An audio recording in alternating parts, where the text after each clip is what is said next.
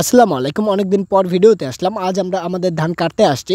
এখানে অনেকেই ধান কেটে নিয়ে গেছে, একটা মাঠও নাই, সবাই ধান কেটে নিয়ে গেছে। শুধু আমরা একটু পিছিয়ে পড়েছি, কারণ আমাদের ধানগুলো একটু পরে লাগানো হয়েছিল, এখনও সেইভাবে পাকে নাই। কিন্তু সবাই যেহেতু কেটে নিয়ে গেছে, এখানে একা একা ধান রাখা যাবে না, কারণ ধান রাখলে ইঁদুরে ধানগুলো খেয়ে একেবারে শেষ করে ফেলবে। সেই জন্য আজকে সিদ্ধান্ত নিয়েছি এই ক্ষেতের সমস্ত ধান আজকে কেটে ফেলবো। কিন্তু আজকে আমি একাই আসছি, একা দেখি কতটুকু কাটা যায়, তারপর আমরা আরো লোক নিয়ে আসবো এই ধান কাটার জন্য। লোক তেমন আনার ইচ্ছা নাই, কারণ নিজে করলেই ভালো হয় সবকিছুই। আমাদের তো তেমন জমি নাই, খুব অল্প একটু জমি। এখানে আপনার 1 বিঘার মতো আছে, অন্য এক জায়গায় 1 বিঘার মতো, মোট 2 বিঘা জমি আমরা ধান লাগাইছিলাম। তো আমি ভাবছি যে এগুলো একাই করবো, কারণ কামলা টামলা নিব না। কিন্তু তারপরে সবাই যেহেতু কেটে নিয়ে গেছে, সেই জন্য সিদ্ধান্ত নিয়েছে আজকে আমি যতটুকু পারি ততটুকু কেটে নিয়ে যাই। তারপরে যদি কামলা নেওয়ার প্রয়োজন হয়, তাহলে আমরা অবশ্যই কালকে কামলা নিব। তো ধান কাটতে কাটতে অনেকদিন পর, প্রায় 1 বছর পর ধান কাটতেছি, এই জন্য হাতের একটু এদিক সেদিক হচ্ছে আর কি, ব্যথা ট্যাথা করতেছে। কিন্তু কোনো ব্যাপার না, আমাকে এই পুরো ধান খেতে আজকে শেষ করতে হবে। একটা টার্গেট নিচ্ছি যে আজকে এই 1 বিঘা আমি একটু শেষ করার চেষ্টা করব। কিন্তু যদি এটা পারবো না, অনেক টাফ হয়ে যাবে আমার জন্য।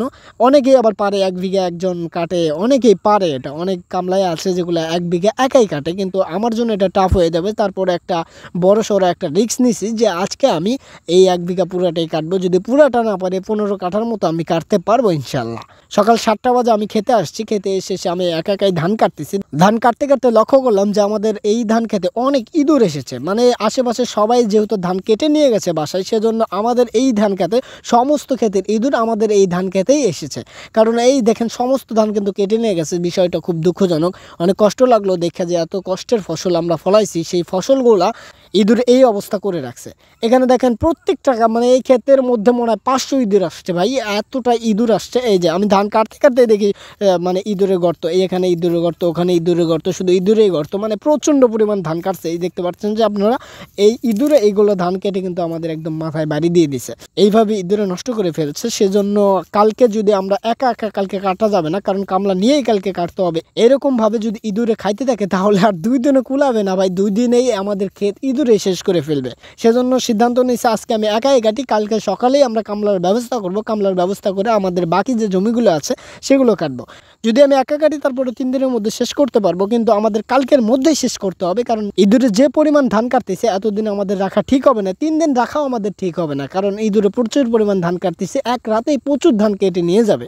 আপনারা দেখতেছেন যে আমার ধান কাটতে কাটতে সন্ধ্যা হয়ে গেছে, সূর্য কিন্তু ডুবে গেছে, সূর্য কিন্তু নাই, এখন একটু পরে অন্ধকার চলে আসবে।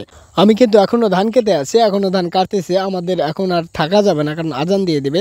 সেজন্য আমরা এখন বাসায় চলে যাব। আর একটুখানি আছে, বললাম না যে 1 বিঘা আমার জন্য একটু চ্যালেঞ্জিং হয়ে যাবে। আর মনে হয় 4-5 কাঠার মতো আছে, মনে হয় 4-5 কাঠা, এর থেকে খুব বেশি হবে না, এর থেকে কম হবে। 15 কাঠা 16 কাঠার মতো আজকে কেটেছি আলহামদুলিল্লাহ। কালকে এখন যদি 2টা কামলা পাই বা একটা কামলা হলেই চলে যাবে, কারণ আমি যদি 15 কাঠা করে কাটতে পারি, আমাদের এখানে ওখানে যদি 1 বিঘা থাকে আর এখানে হলে 5 কাঠা, তাহলে আমাদের মোট 1 বিঘা 5 কাঠার জন্য আমাদের 2টা কামলার প্রয়োজন নেই, একটা কামলাই নিব কালকে। এবং আমি তো সাথে আছি, তাই আমাদের ধান কাটা শেষ হবে ইনশাল্লাহ। সবাই ভালো থাকবেন আর আমার জন্য দোয়া করবেন। আসসালামু আলাইকুম।